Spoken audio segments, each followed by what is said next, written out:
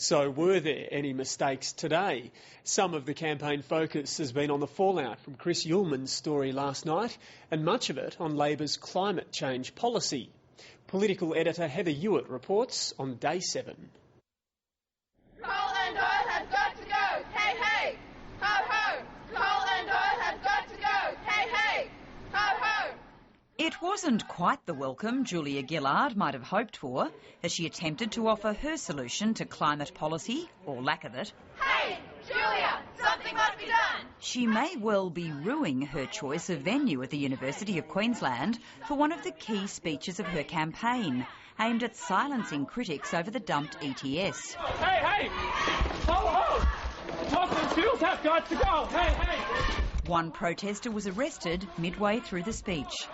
But the show went on, as the Prime Minister borrowed the time-honoured tradition of one of her predecessors, Bob Hawke. We need consensus among political parties, but we need consensus in the community even more. And here came the punchline as she declared that ordinary Australians, whoever they are, would be brought into the process.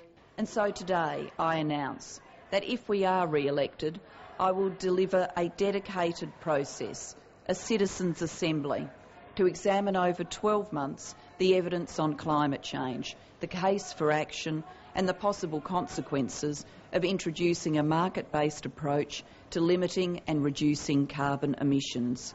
Julia Gillard has bought herself time on an issue that had to be addressed somehow in this campaign, since she'd ruled out action on a carbon price until at least 2012. Her opponents, though, say they can see through the strategy. Let me be very clear. This is camouflage for the coming climate tax. How do you randomly select people? What, I just walk along the street, tap people on the shoulder and say, congratulations, you won a prize, you to determine our climate policy? If she wants 150 people to talk about climate change, she's going to have that in the House of Representatives after this election. The Prime Minister insists she'll lead the debate and will act when the economy and the community are ready. Who knows when that might be? Julia Gillard was a leading member of the Gang of Four who scrapped the ETS in the first place and is acutely aware of the backlash that created. The lesson I've learned from that is that we need more than a fragile political consensus to deal with such a transformation to the way we live and work. This is about the Australian people, and it would be dreadful for the nation, dreadful for business certainty, dreadful for our outlook if this all became hostage to the swings and roundabouts of the political cycle. Her speech today appears to have appeased the business community, but not leading environmental groups. I'm really worried that today's announcement means we're tracking too slowly on this important issue.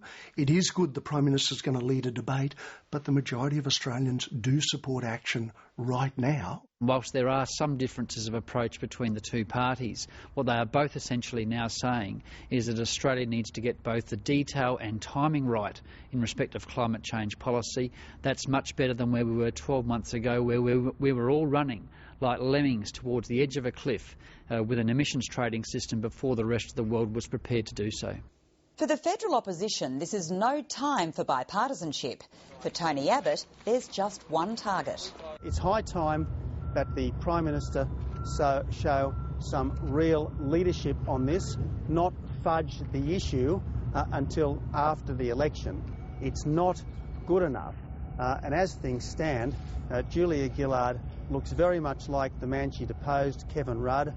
The opposition tries to mention Kevin Rudd on just about any topic that comes up in this campaign, while Labor does its best to pretend the past doesn't exist. But sometimes it can't be avoided.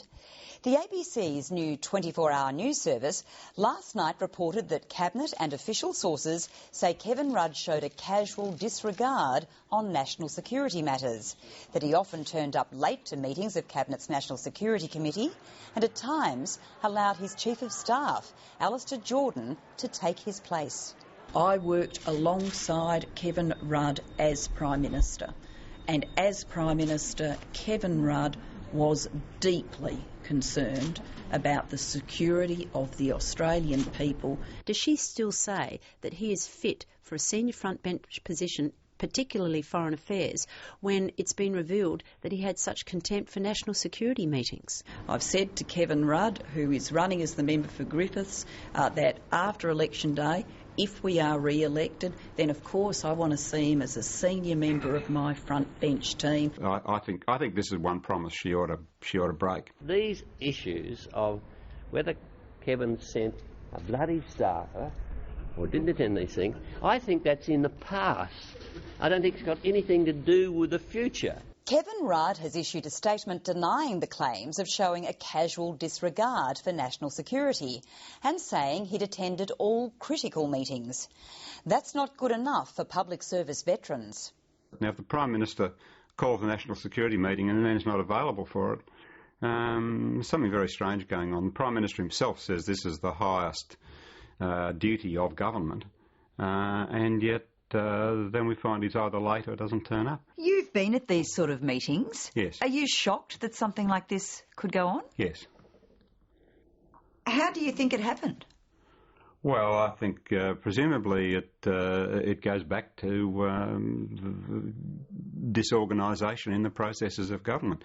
There are now much louder rumblings in government ranks that Julia Gillard shouldn't have Kevin Rudd back on the Cabinet team, especially if he's so keen to find a second job at the United Nations.